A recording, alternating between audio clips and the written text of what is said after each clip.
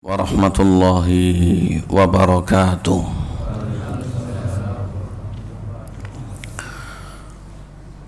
Alhamdulillah alladzi nahmaduhu wa nasta'inuhu wa nastaghfiruh wa na'udzu billahi min syururi anfusina wa sayyiati a'malina. May yahdihillahu fala mudhillalah wa may yudlil fala hadiyalah. Asyhadu an la ilaha illallah wahdahu la syarikalah wa asyhadu anna Muhammadan abduhu wa rasuluh alladzi la nabiyya ba'dah. Allahumma salli wa sallim wa barik ala nabiyyina Muhammad ibn Abdullah wa ala alihi wa ashabihi wa man ittaba'ahum bi ihsanin ila yaumil qiyamah. Amma ba'd.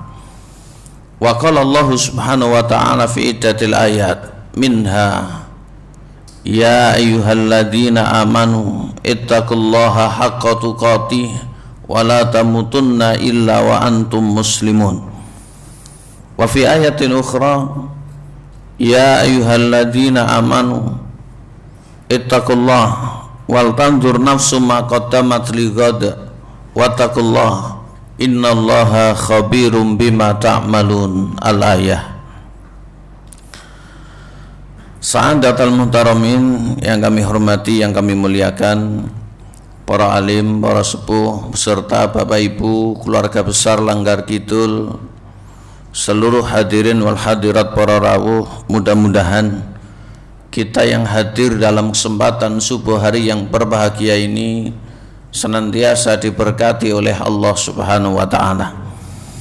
Kita bersyukur memuji kehadiratnya yang telah memberikan nikmat yang begitu banyak, nikmat yang tiada terkira, nikmat yang terus menerus berdatangan, yang sama-sama kita merasakan bahwasanya nikmat ini begitu kita butuhkan. Nikmat yang diberikan oleh Allah tidak bisa diukur, dinilai dengan apapun, dan semuanya diberikan oleh Allah secara cuma-cuma, gratis, tanpa biaya. Kita diberikan oleh Allah nikmat. Di antara nikmat yang besar adalah nikmatul Islam. Kita diberikan nikmat, di antaranya yang lain adalah nikmatul iman. Nikmat yang lain adalah nikmat berupa hidayah. Juga nikmat yang lain berupa nikmat kita sehat, dan nikmat-nikmat yang sudah barang tentu tidak bisa untuk kita sebut satu persatu. Maka layaknya kita sebagai hamba, layaknya kita sebagai makhluk sekaligus budaknya Allah subhanahu wa ta'ala, yaitu mereka-mereka yang dicipta untuk mengabdi kepadanya semata. Mari kita gunakan nikmat untuk kebaikan. Mari kita gunakan nikmat untuk kebenaran.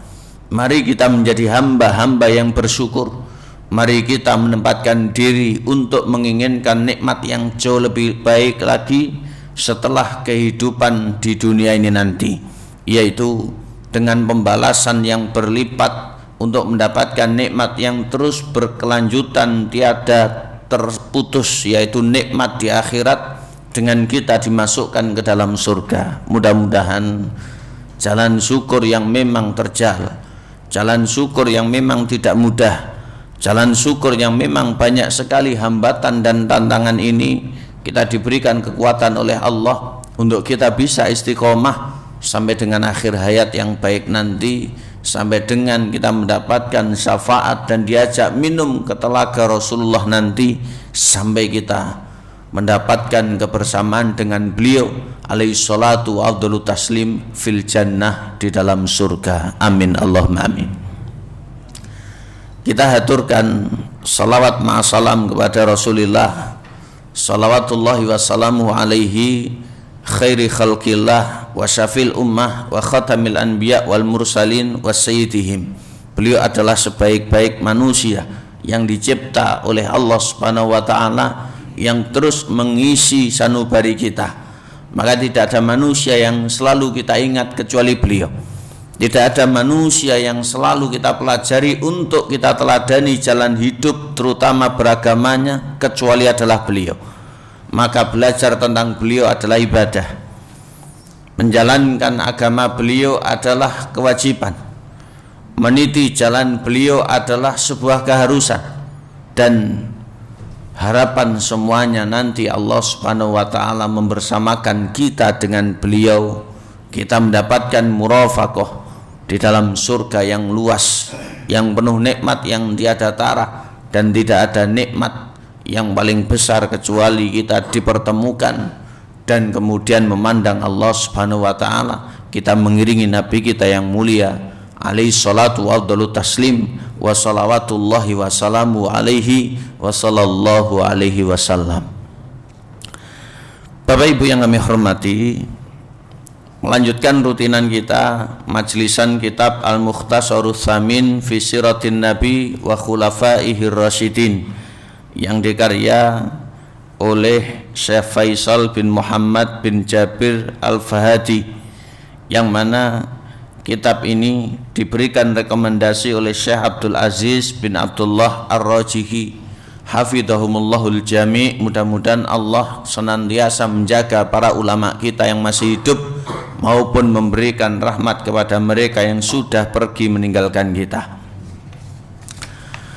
Kita masih berbicara tentang sahabat Rasul yang sangat mulia, yaitu afdhalus sahabati afdhalun nas ba'dal anbiya wal mursalin, sebaik-baik sahabat sekaligus manusia terbaik setelah para nabi, Abu Bakar As-Siddiq, Abdullah bin Utsman, yaitu Abdullah bin Abi Quhafah, Abu Bakar At-Taimi, sahabat Rasulullah sekaligus mertua dari Rasulullah sallallahu alaihi wasallam. Kita membicarakan bagaimana beliau menjadi khalifah dalam waktu yang singkat, namun betul-betul mendapatkan hasil yang begitu maksimal, sehingga khilafah atau kepemimpinan dari Abu Bakar As-Siddiq radhiyallahu an termasuk di antara kepemimpinan terbaik yang ada dalam histori sejarah Islam. Terakhir kita kaji, beliau radhiyallahu an memiliki peran yang sangat penting sebagaimana disebutkan dalam hadis Imam Bukhari dan Muslim, menyadarkan orang-orang yang tidak mau atau enggan membayarkan zakat. Dalam hal ini artinya adalah zakat mal, di mana di zaman Rasul mereka menunaikan, tapi di zaman Abu Bakar tidak mau. Bahkan di antara bentuk ketegasan beliau adalah memerangi mereka bila mana mereka mengangkat senjata atau memiliki kelompok yang berpengaruh atau kelompok besar. Pada akhirnya banyak di antara mereka yang bertaubat, yang insaf untuk kembali ke jalan yang benar, karena memang zakat itu bagian dari satu rukun Islam yang 5. Selanjutnya dalam kitab dikutip, qala al-Muzani, Imam Al-Muzani menyampaikan, dikutip dalam kitab Al-Bidayah wa Nihayah oleh Imam Ibnu Katsir, asamallahul ummat bi Abi Bakrin yaumar riddah. Allah menjaga umat ini, Allah menyelamatkan umat ini dengan Abu Bakar As-Siddiq pada hari banyak orang murtad. Apa yang dimaksud banyak hari orang murtad, Bapak Ibu? Ketika orang-orang enggan membayarkan zakat, ini disebut dengan yaumur riddah. Ketika orang dengan sengaja kemudian tidak mau menunaikan zakat, padahal zakat itu bagian daripada rukun Islam, maka ini bisa dihukumi dengan hukum murtad. Karena orang itu tahu, orang itu enggan, dan orang itu sadar dengan sesadar-sadarnya. Allah menyelamatkan umat dan menjaga umat ini dari kemurtadan tersebut lewat Abu Bakar As-Siddiq, sehingga beliau termasuk di antara imam ahli sunnah minas sahabat, imam ahli sunnah dari kalangan sahabat Nabi. Selanjutnya, wa bi Ahmada ibn Hambalin yaumal mihnah, dan dengan Imam Ahmad bin Hambal pada hari di mana saat itu ada ujian, sehingga Allah menyelamatkan dan menjaga umat ini yang keduanya dengan Imam Ahmad ketika hari ujian. Apa yang dimaksud dengan hari ujian tersebut? Yaitu ketika orang-orang menyampaikan bahwasanya Al-Quran itu adalah makhluk, Al-Quran itu adalah ciptaan Allah subhanahu wa ta'ala. Padahal sejatinya Al-Quran itu adalah kalamullah, bukan makhluk, bukan ciptaan Allah. Al-Quran itu adalah kalamullah, firman Allah subhanahu wa ta'ala yang suci. Sehingga dengan anggapan Al-Quran itu adalah makhluk, nanti tidak ada sedikit pun rasa ta'zim. Orang-orang tidak lagi takzim, orang-orang tidak lagi mengagungkan, mengindahkan dan memperlakukan Al-Quran semena-mena. Lah dulu dipelopori oleh orang-orang yang berpaham menyimpang dari sekte, ada Jahmiyah, ada Mu'tazilah dan yang lain sebagainya, yang mana mereka juga punya ulama yang namanya sama dengan Imam Hambali, yaitu Ahmad namun bin Abi Duat, bukan Ahmad bin Hambal.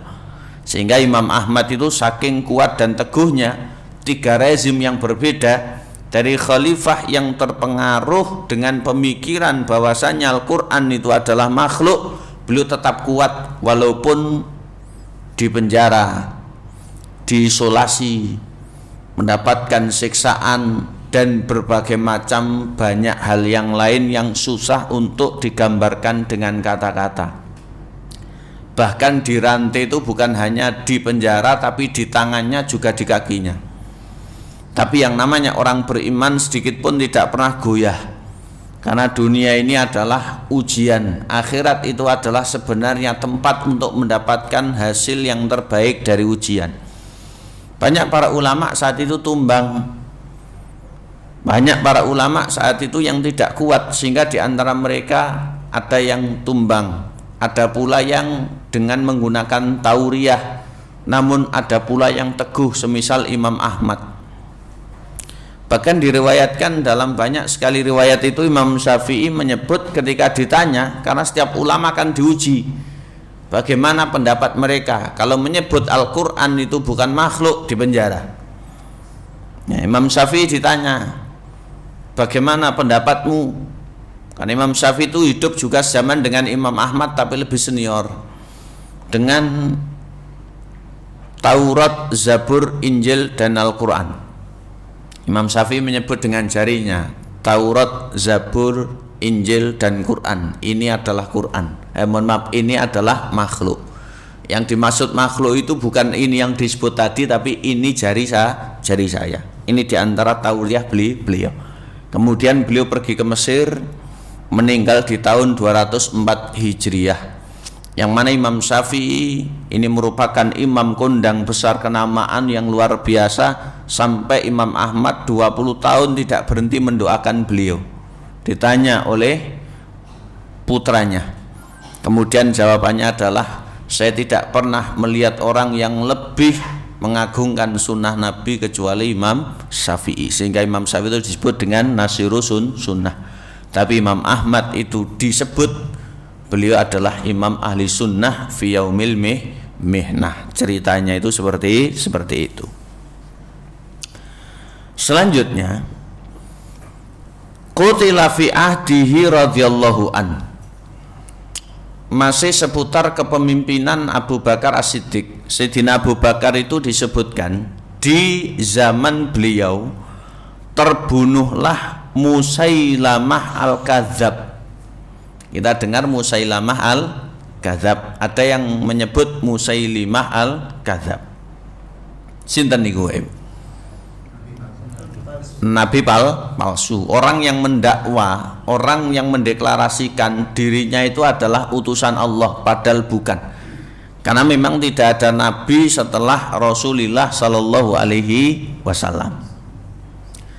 Musailamah ini termasuk di antara orang yang memiliki kecakapan dalam berbicara, sehingga dia mendakwa atau mengaku-ngaku sebagai utusan Allah Subhanahu wa taala, juga melengkapinya dengan ucapan-ucapan dirinya yang diatasnamakan ucapan Tuhan, termasuk membuat-buat surat tandingan dalam Quran. Tapi kalau dilihat dari sisi logika saja sudah tidak main atau tidak jalan, aneh-aneh dan unik-unik. Beda dengan Al-Quran yang isinya begitu mendalam. Saya beri contoh sebagai flashback ya. Di antara yang disebutkan dalam Quran terjemah depak itu kan ada Musailamah itu membuat surat apa? Al-Fil. Al-Fil malfil wa ma adra kamal fil ila akhiriha. Gajah, apa itu gajah? Apa yang kamu tahu tentang gajah ya. Ini maksudnya juga niru surat Al-Qari'ah. Al-Qari'ah mal-Qari'ah wa ma adra kamal Qari'ah. Cuma Al-Qari'ah membawa kepada para pembaca, yaitu orang yang mendapatkan wahyu Rasulullah maupun umatnya yang disampaikan kebenaran wahyu tersebut, untuk berpikir keras ke depan. Karena kondisi hari kiamat dan pemilihan manusia itu betul-betul kelak menjadi fakta. Kita punya orientasi menghadapi Al-Qari'ah itu bagaimana. Tapi Al-Fil ini lain. Di Al-Quran juga ada surat Al-Fil, tapi dengan gaya yang begitu luar biasa, sehebat apapun orang pasti takluk ketika mendengarkannya, selama orang itu ngerti. Maka Allah berfirman tidak al-fil malfil wa madra kamal fil, tapi alam taro kaifa fa'ala rabbuka bi ashabil fil. Alam taro, lapa kamu tidak melihat Nabi, kaifa bagaimana fa'ala berbuat rabbuka Tuhanmu itu bi ashab kepada orang-orang yang al-fil, memiliki atau membawa gajah. Maksudnya adalah Abrohah pimpinannya dengan bala tentaranya yang banyak, di pasukannya itu ada seekor gajah. Ayat ini sebenarnya Allah Subhanahu wa taala ingin menembak kafir Quraisy. Ketika ayat ini diturunkan di Mekah, kafir Quraisy itu tidak bisa mengelak, karena banyak di antara mereka menjadi saksi sejarah peristiwa Ashabul Fil, yang nanti ada Tayron Ababil. Mereka tahu sendiri ketika Abroha itu dulu di bawah kendali Raja Najasyi, yaitu Ethiopia yang di bawah pengaruh Romawi. Sebagaimana kita maklum di zaman Rasul itu ada Raja Najasyi yang kemudian Islam. Sinten namanya?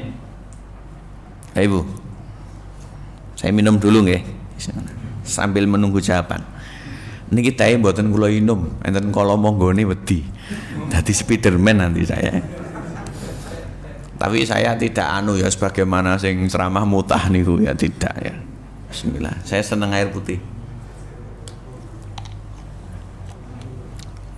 Jane lek mboten keruan nggih mboten napa. Wong kadang rawon ngenten corone enggak eruh jeneng keceblokan sehat ae. Cuma roh niki lho mboten tegen kula ya. Tapi ya enggak apa-apa, nanti disaring saja ya habis ini. Kita kembali. Jadi di zaman Rasul, Raja Najasyi itu ada yang Islam dengan dakwahnya Ja'far bin Abi Thalib. Namanya itu adalah Ashamah. Ini yang kemudian Rasul ketika wafatnya beliau radhiyallahu an sholat gaib. Itu satu-satunya sholat yang dikerjakan oleh Rasul. Ulama berselisih apakah ini sahabat, apakah ini tabi'in. Sahabat karena hidup di zaman Nabi, tapi kok melihatnya sahabat Nabi karena dereng kepanggih Kanjeng Nabi karena jarak, sehingga ada yang menyebut dengan kibarut tabi'in.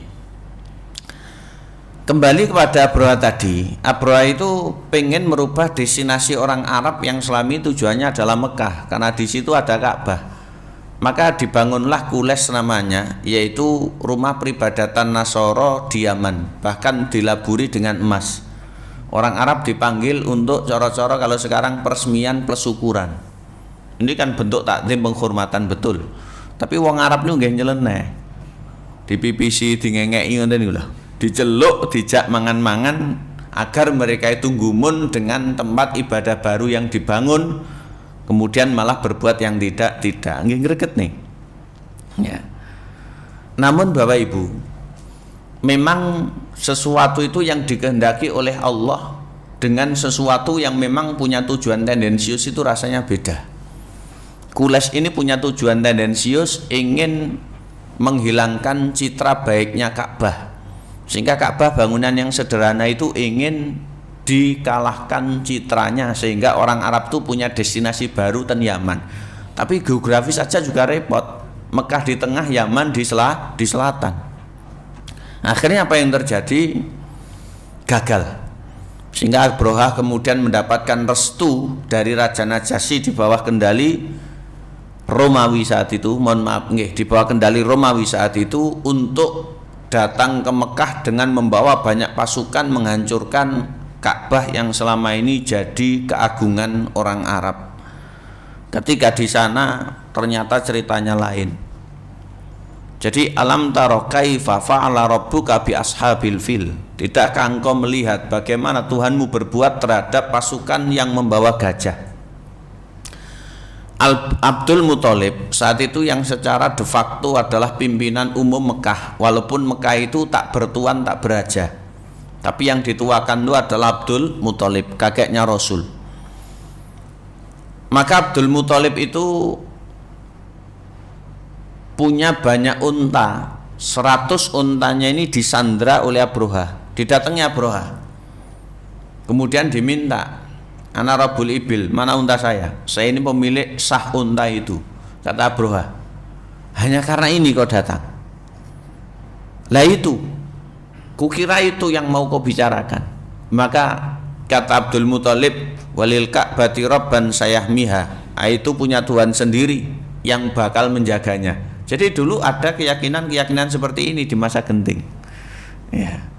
Sehingga ateisme itu masih kalah dengan model orang jahiliyah. Yakinnya kepada Allah di situasi tertentu. Kalau kita akan Allah pure terus, mereka itu seperti itu. Akhirnya diambillah unta tadi, kemudian menghimbau kepada masyarakat, mari kita ke balik bukit atau ke gunung agar selamat. Biarkan mereka berbuat apa terhadap Ka'bah, nanti Allah yang akan menurunkan keputusannya. Ternyata betul. Fa'arsala alaihim toiron ababil. Allah mengutus burung yang berbondong-bondong. Tarmihim bihijaratin min sijil. Yang mereka burung-burung tersebut melempari kepada pasukan yang bergajah itu toiron. Wa arsala alaihim toiron ababil tarmihim bihijaratin min sijil, ya. Tarmihim bihijaratin min sijil, yaitu batu-batu yang panas. Batu-batu yang panas yang kemudian menghujam kepada mereka sampai mereka satu persatu itu hancur meregang nyawa, yang disampaikan di akhir surat tersebut oleh Allah, faja'alahum ka'asfim ma'kul. Akhirnya menjadi seperti daun yang habis dilumat oleh ulat, ya. Kalau kita punya daun dilumat oleh ulat mungkin jarang diketahui, kecuali yang punya godong apukat atau pohon alpukat. Kalau di desa ada lagi pohon jati, terus sama malih jati, juar, apukat, pokoknya yang ada entungnya itu mesti ada ularnya di satu waktu tertentu, terus berubah menjadi entung, nanti berubah menjadi kubu, ya. Kita lihat ketika Allah menyampaikan kepada mereka, maka Allah itu sebenarnya sedang menembak orang kafir Quraisy dengan adanya Rasul yang bercerita secara fakta, padahal saat itu dianya belum lahir, yaitu beliau Shallallahu Alaihi Wasallam. Kok tidak sampai mereka itu beriman dan percaya? Mau bagaimana lagi kalau seperti ini? Ya. Beda dengan yang dibuat oleh Musailamah al-Kadzab tadi, al-fil mal-fil wa madra kamal fil ila akhiriha. Jadi alam taro ini punya nilai yang luar biasa. Oleh karena itu Quran ini tidak ada yang bisa menandingi sedikit pun. Kita kembali kepada zamannya Abu Bakar As-Siddiq. Di zaman beliau, qutila fi ahdihi radhiyallahu an Musailamah al-Kadzab. Musailamah itu terbunuh, yang mendakwa mengaku mendeklarasikan nabi selama ini. Alladzi da'anubuwah, mengaku-ngaku menjadi nabi. Wa kana dzalika ala yadi Wahsy bin Harb, dan yang membunuh saat itu adalah Wahsy bin Harb. Sinten Wahsy bin Harb? Budak. Dulunya adalah budak. Di zaman Rasul pernah membunuh sahabat yang mulia, pamannya Rasul, yaitu Hamzah. Wahsy bin Harb ini adalah seorang budak yang dengan bujuk rayu dari Hindun, akhirnya budak ini mau untuk membunuh Hamzah karena saat itu Hindun jiwanya bergelora balas dendam atas keluarga dan para kesatria yang meregang nyawa di perang Badar. Di perang Uhud baru mereka bisa mengalahkan umat Islam. Budaknya sinten? Wahsy bin Harb nih. Budaknya Jubair bin Mut'im. Ya, budaknya Jubair bin Mut'im. Maula Jubair bin Mut'im. Budaknya Jubair bin Mut'im. Haitsu ramahu bil harbah. Musailamah ini dibunuh dengan menggunakan harbah, sehingga ada istilah harb, ya, perang. Harb itu adalah perang, harbah itu tombak.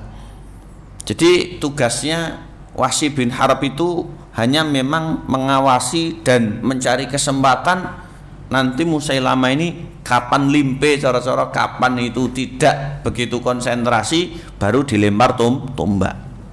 Sebagaimana dulu Hamzah bin Abdul Muthalib, akhirnya beliau meninggal dunia radhiyallahu an. Sayyidu Syuhada'i Uhud. Beliau adalah orang yang meninggal dalam momentum perang Uhud. Falam yamut, namun Musailamah al-Kadzdzab ketika ditombak oleh Wahsy bin Harb tadi tidak segera mati. Ya. Berarti kedot Pak Ustaz nggih duka, ya. Kita ini kan hubungannya yang selalu berbau mistis dan keramat. Nggih napa nggih? Enggak mati-mati kedot. Jane walaupun mboten mamem tapi mboten luwe terus iso urip niku malah hemat. Mboten nginum terus enggak ngelak terus urip nggih sehat niku malah hemat timbang enggak mati-mati tok. Nggih napa nggih? Ya, betul tidak Pak Ibu? Kita ini pengennya mangane wareg, ngombene nggih wareg, ya, tapi enggak mati, betul tidak? Enggak loro-loro, enggak mati. Padahal mati itu tidak ada yang tahu. Wa akmala alaihi Abu Dujanah. Akhirnya yang mengeksekusinya secara total sampai mati itu adalah Abu Dujanah. Ini yang dalam kitab Riyadhus Shalihin disebutkan oleh Imam Nawawi tentang hadis, yaitu ketika Rasulullah menawarkan pedang kepada para sahabat karena saat itu menjelang perang, para sahabat langsung kulo-kulo ya Rasulullah. Maksudnya Rasul menawari dengan gawa sanggane, yaitu digunakan untuk perang. Baru ini jarang yang maju, artinya banyak yang keder. Sehingga kita itu kalau diberi sesuatu itu mari kita cari maksudnya.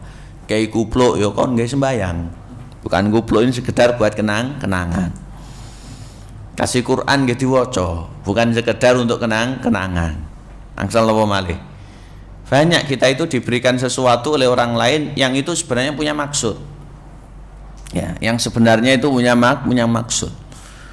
Jadi Rasul memberikan pedang ini kemudian diambil oleh Abu Dujanah. Ini seorang sahabat kalau berperang selalu di depan dengan menggunakan slayer kepalanya berwarna merah. Jadi diikat dengan kain kepalanya berwarna merah. Aduh ini slayer lah timnas paling ya. Kalau tidak kelab ya. Ya. Ini slayernya berwarna merah kalau perang selalu di depan. Ya. Maka wadzalika fi marakatil Yamamah allati kana qaiduha Khalid bin Walid.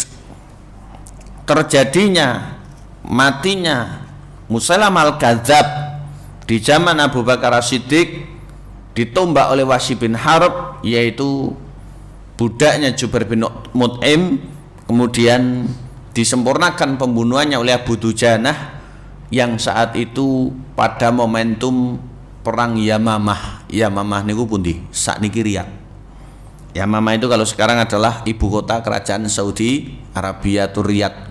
Asimatu Saudiyah, ibu kotanya Arab Saudi. Dan perang Yamamah itu dulu dikomandani oleh sahabat Nabi yang luar biasa yang pernah mengalahkan beliau di perang Uhud. Sehingga Khalid bin Walid itu dikenang sepanjang masa. Ya. Walaupun beliau meninggalnya bukan di medan tempur, bukan di medan perang, tapi di rumahnya sendiri. Ya.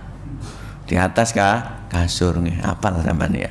Jadi Khalid itu Dulu ketika perang Uhud mengalahkan umat Islam, ketika perang Yamamah mengalahkan nabi palsu. Radhiyallahu an. Mudah-mudahan Allah meridhai Khalid bin Walid dan semua para sahabat Nabi. Kalau dilihat tubuhnya Khalid bin Walid itu tidak tega. Kula jenengan mboten tegen. Banyak luka-luka, baik sabetan pedang, baik jojoan panah, baik jojoan tombak maupun yang lain. Ibaratnya lek mek dijiwit mboten krasa. Ya, kita dijiwit gosong 3 hari 3 malam. Viral sampai kemana-mana. Dibawa ke pihak berwenang karena KDRT. KDRT bukan suami tok, istri ya bisa KDRT. Ya. Oleh karena itu istri pun tidak boleh KDRT walaupun kebanyakan laki-laki. Khalid bin Walid tidak seperti itu. Beliau bekas-bekas perang lukanya itu menjadi saksi bahwasanya memang dulu kala digunakan untuk berjihad di jalan Allah Subhanahu wa taala setelah beliau masuk Islam. Sebelumnya perangnya itu masih di jalan jahiliyah saat itu. Radhiyallahu an. Mudah-mudahan Allah meridhai beliau. Wa fi ahdihi, ya. Dan di zaman Abu Bakar radhiyallahu an, futuhatus Syam wal Iraq haitsu kana al-jais bi qiyadati Khalid bin Walid. Maka penaklukan demi penaklukan itu juga terus berlanjut. Di antaranya penaklukan negeri Syam dan juga penaklukan negeri Irak. Yang dari Madinah itu lumayan jauh sekali, tapi masih bisa ditaklukkan. Yang mana pemimpin pasukan tetap Khalid bin Walid radhiyallahu an. Wa kana yaqul, Abu Bakar pernah menyampaikan sebagaimana disebut dalam tarikhnya Imam At-Tabari, yaitu Tarikh Rusul wal Muluk. Kata Abu Bakar, wallahi la ansayanna Rum wasawisa syaitan bi Khalid bin Walid. Demi Allah, Romawi itu tidak bisa lupa, ya, tidak bisa lupa dengan was-was setan karena Khalid bin Walid, sehingga dihantu-hantui rasa kalah terus, ya, dihantu-hantui rasa kalah terus. Kemudian wa huwa awwalu man jama'al Qur'an. Di zaman Abu Bakar pula dalam kendali pemerintahan beliau dikumpulkannya mushaf Al-Qur'an, yang dulu mushaf Al-Qur'an belum bentuk mushaf, hanya Al-Qur'an yang dihafal oleh para sahabat yang merasuk dalam relung hati mereka masing-masing. Tapi enggak semua sahabat nih hafal Qur'an itu. Sehingga ada yang menulis di kayu, di kulit, di kain, di batu dan yang lain sebagainya. Dulu seperti itu. Faba'da wafatin Nabi sallallahu alaihi wasallam, terjadinya pengumpulan Quran setelah wafatnya Rasulullah. Wa ba'da maqtal adatin kabirin min Quraish sahabat fi ma'rakatil Yamamah, setelah peristiwa Hamamah, yaitu penaklukan Nabi palsu tadi, banyak sahabat Rasulullah dari kalangan Qura, orang yang apal Quran, meninggal dunia. Maka asyara Ali Umar bin Khattab bijam'il Quran fawafaqa wa kalafa Zaid ibn Thabit bidzalik. Umar punya inisiatif menyampaikan kepada Khalifah Abu Bakar. Akhirnya Abu Bakar As-Siddiq mengiyakan. Kemudian tugas tersebut dititipkan oleh Abu Bakar dan dititipkan oleh seluruh sahabat pada sahabat Nabi yang mengepalai sebuah tim bijam'il Quran untuk mengumpulkan penulisan mushaf itu. Sinten namine?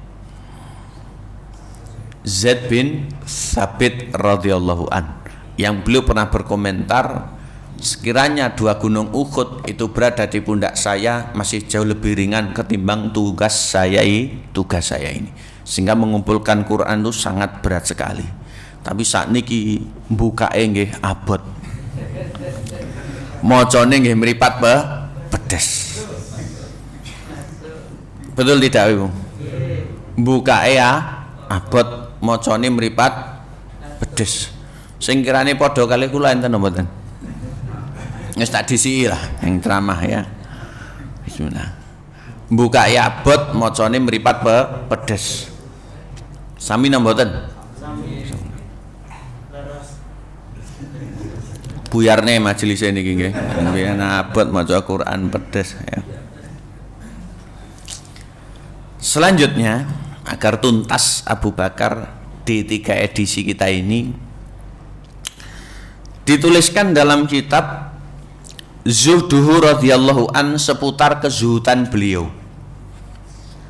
Beliau itu sosok yang sangat zuhud, bukan berarti nggak punya, sembarang kalir punya, tapi seluruh hartanya pernah diberikan untuk Islam. Tapi nggak punya lagi, subhanallah. Jadi zuhudnya itu luar biasa. Saat ini niku sing angel niku zuhud. Makanya ulama banyak berkomentar, kenapa dulu seperti itu, sekarang seperti ini. Satu yang membedakan ada pada zuhud. Wong biyen niku coro-coro keakhiratan, wong saat ini kedunyan. Kebanyakan itu seperti itu. Susah kita ini untuk bisa zuhud. Enggak enek dienek-enek nih, repot lagi.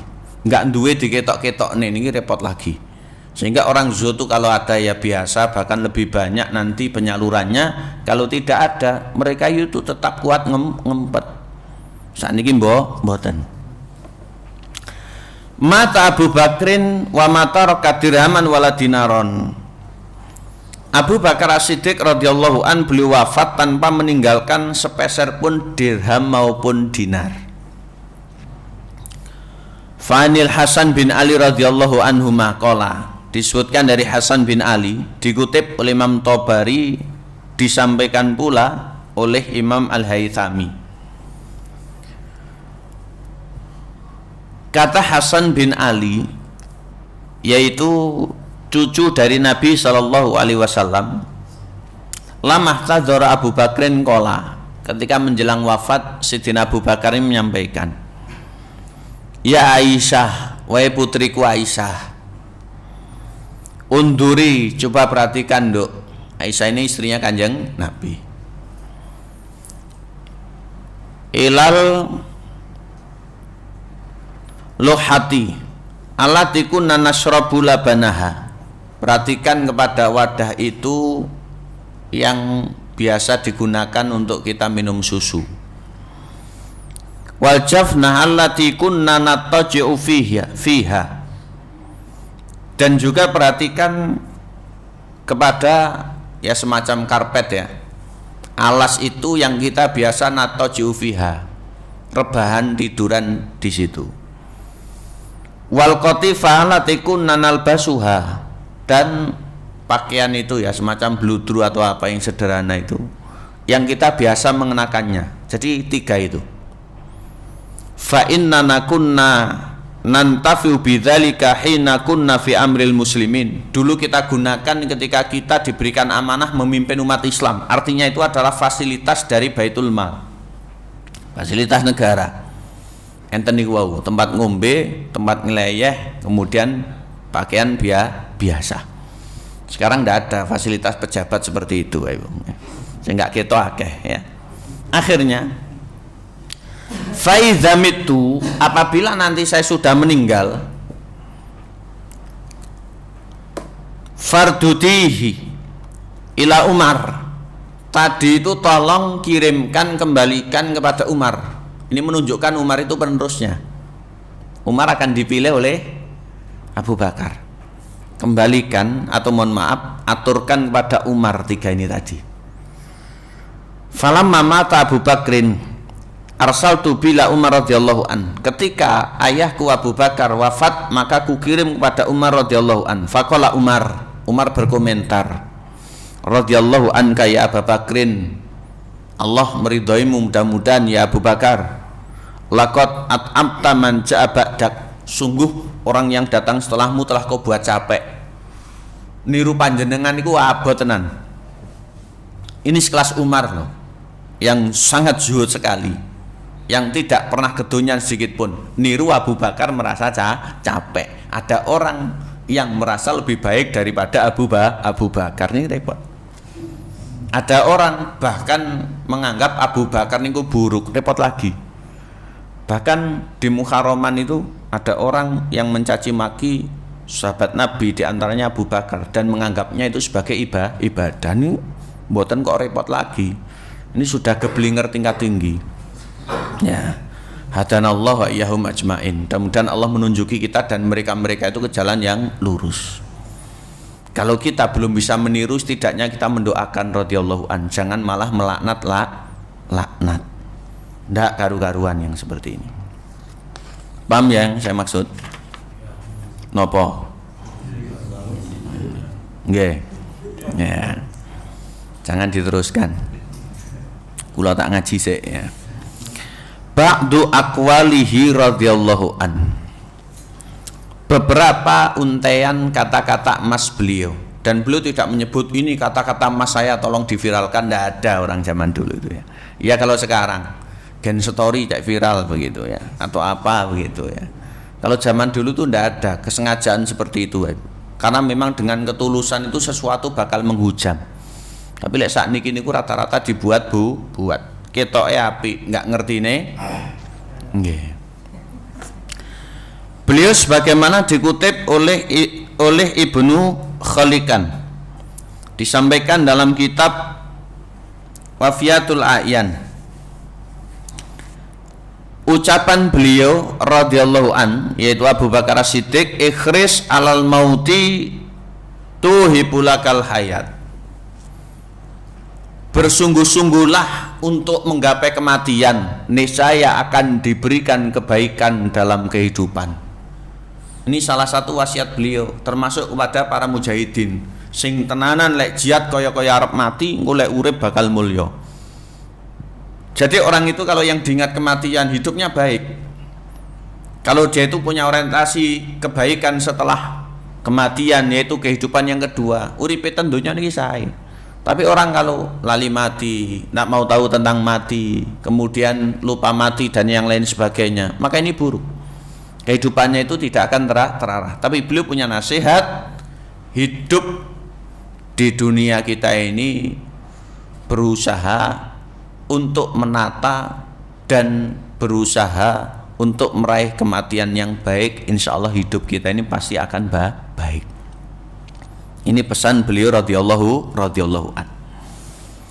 Ada yang lain dikutip oleh Al-Maidani dalam Majmu' Al-Amsal. Abu Bakar radhiyallahu an menyebutkan, arba'un man kunna fihi kana min khiyari ibadillah. Ada 4 hal apabila terkumpul pada seorang hamba termasuk min khiyari ibadillah, dia golongan orang terbaik. Pertama, man faragha bita'ib, siapa yang seneng untuk tobat. Jadi seneng tobat. Padahal kita kadang disuruh tobat niku tersinggung, nggih napa nggih. Jare bapak tobat Bu, ibu ini tersinggung. Jare ibu tobat Pak sama niki Pak, bapak bisa tersinggung. Ya. Bisa tersinggung. Misalkan kita yang apa begitu ya. Kemudian tobat sama ini tersinggung. Padahal tobat itu yang memang konotasinya sebagian orang menganggap untuk para pendosa, tapi sebenarnya Allah itu memanggil orang yang beriman. Ya ayyuhalladzina amanu tubu ilallahi taubatan nasuha. Ada di ayat 8 Quran surat Tahrim nih, surat ke-66. Orang yang beriman diperintah oleh Allah untuk tobat dengan tobat nasuha. Napa malih sing mboten pateki iman kon tobat malih tapi nggih mboten kuat. Apalagi orang-orang yang durjana harus lebih tobat lagi, tapi banyak mereka yang tidak menyadarinya. Ya, kita diperintah untuk tobat taubatan nasuka. Orang yang senang tobat yang pertama. Yang kedua, wastaghfara lil mudnib, senang istighfar, banyak istighfar bagi yang dosa. Orang yang banyak istighfar, senang istighfar, itu termasuk orang terbaik.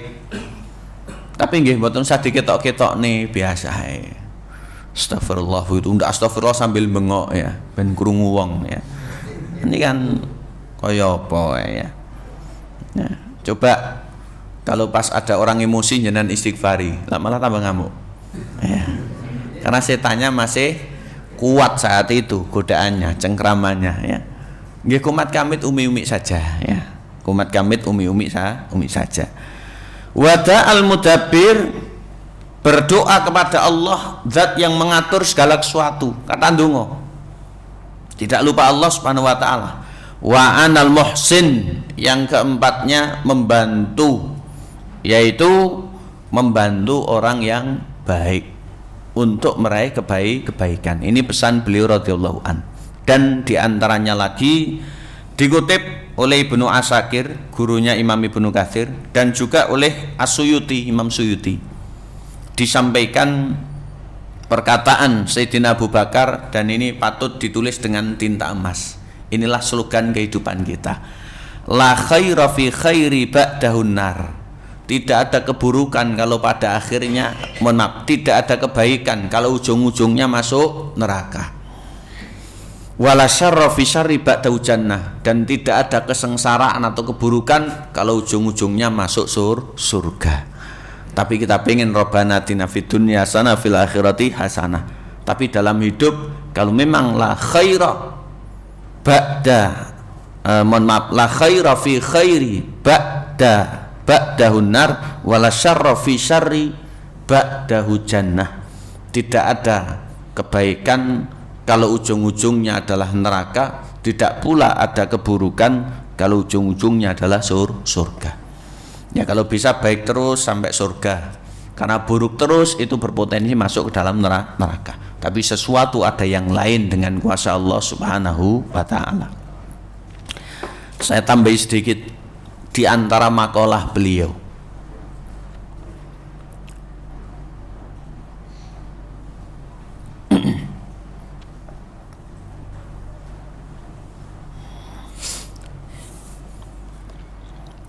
Disebutkan lagi di antara makalah beliau radhiyallahu an yang dihimpun oleh beberapa ulama,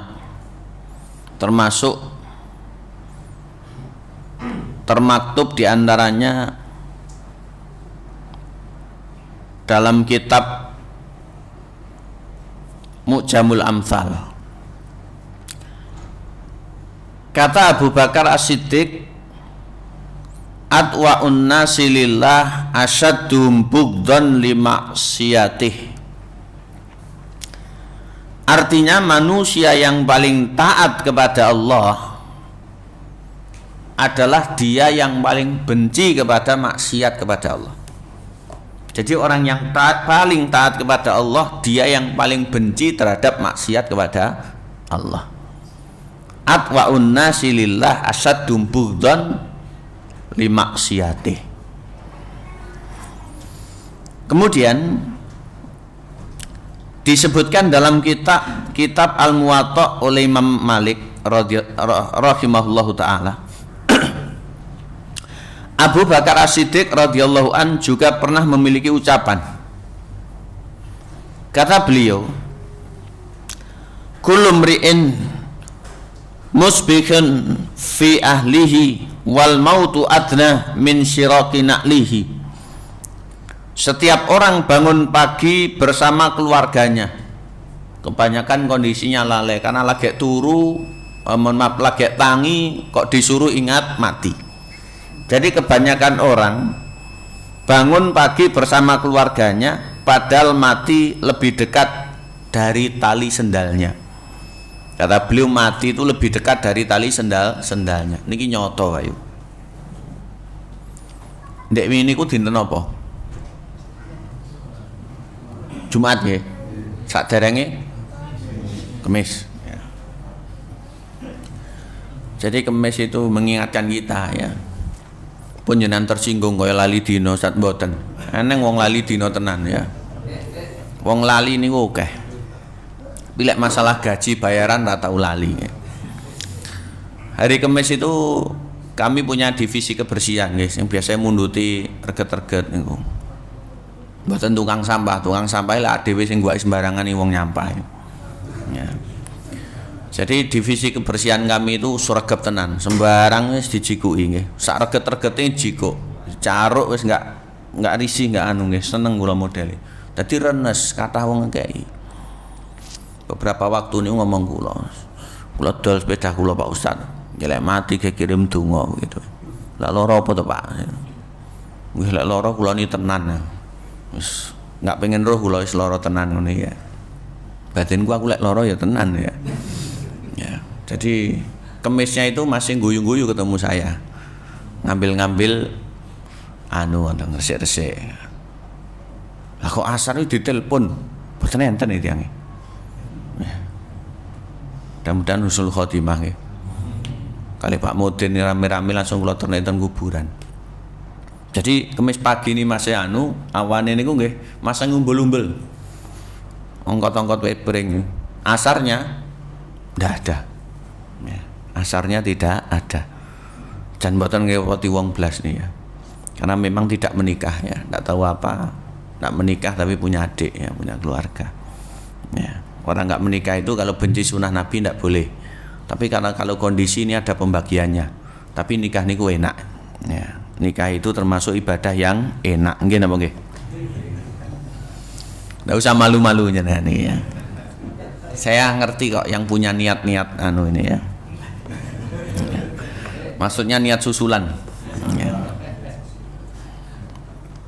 Saya tambahi lagi perkataan beliau.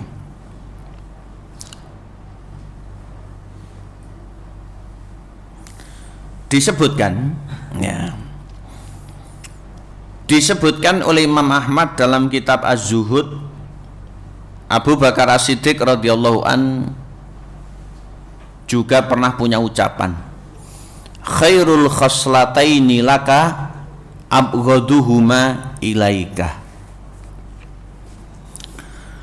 Apabila ada dua kebaikan yang menjadi pilihan untuk dirimu, yang terbaik adalah yang paling tidak kau sukai. Lek kon milih pilihan sing ra dipilih wong. Ya. Ini pesannya Abu Bakar. Lah noto ati dalam hari yang seperti ini juga tidak gampang. Kalau ada pilihan, pilihlah yang paling tidak disukai. Subhanallah. Susah kita menempatkan seperti ini, Bapak. Ya, mudah-mudahan di situ ada hikmah yang kita tidak tahu, yang Allah sudah menyiapkan kebaikan yang lain yang banyak. Tapi banyak orang tidak begitu tertarik. Rata-rata pilihan ini sing ketok moto, sing matematis, sing cerah, sing napa malih. Pokoknya sing padang dalani, ya. Andi akan melenggang ke depan. Tapi Abu Bakar memilih yang paling tidak disukai. Masih ada ucapan beliau yang lain. Ya. Disebutkan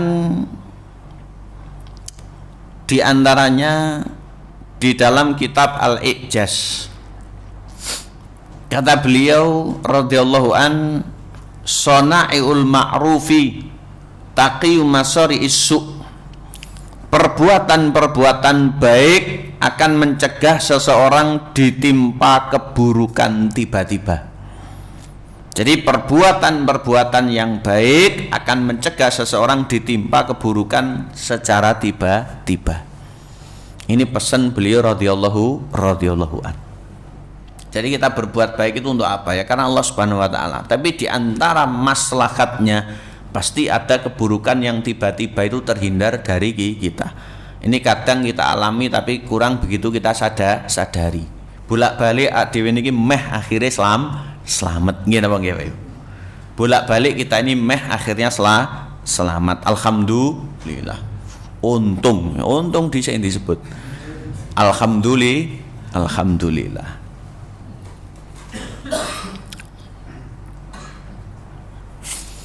Berikutnya ada pesan lain yang disampaikan oleh beliau sebagaimana dikutip dalam kitab Sifatus Shaffah. Ya, ada yang tahu kitab Sifatus Shaffah karya sinten nih? Imam Ibnul Jauzi, imam abad ke-6 yang terkenal itu. Abu Bakar radhiyallahu an menyampaikan, hakun limizanin yudau fihil haq an yakuna thaqilan wa hakun limizanin yudau fil batil an yakuna khafifan. Timbangan kebenaran, jika diletakkan padanya kebenaran maka dia akan menjadi berat, dan timbangan itu jika diletakkan kebatilan maka akan menjadi ringan.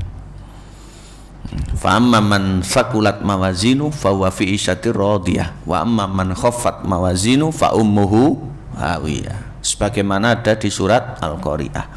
Jadi perkataan-perkataan seperti itu mari untuk betul-betul kita renungkan agar bisa menjadi kebaikan bagi kita. Terakhirnya wafatuhu radhiyallahu an, wafatnya Abu Bakar As-Siddiq. Tufiya radhiyallahu an fil Madinati Nabawiyah, beliau meninggal di Madinah. Wa tufina bi jiwari Nabi sallallahu alaihi wasallam, dikuburkan di samping Rasul. Di bawahnya Rasul, sebelah kanan beliau sepundak. Wa dzalika yaumal itsnaini min syahri Jumadal ula, pada hari Senin bulan Madilawal tahun 13 ba'da hijrah, umurnya sama dengan Rasul 63 tahun. Dikutip dalam kitab Al-Isobah fi Tamyisis Sahabah. Maka ini menjadi pelajaran bagi kita. Orang baik pun bakal meninggal dunia, orang buruk juga bakal meninggal dunia. Yang beda adalah kesudahannya.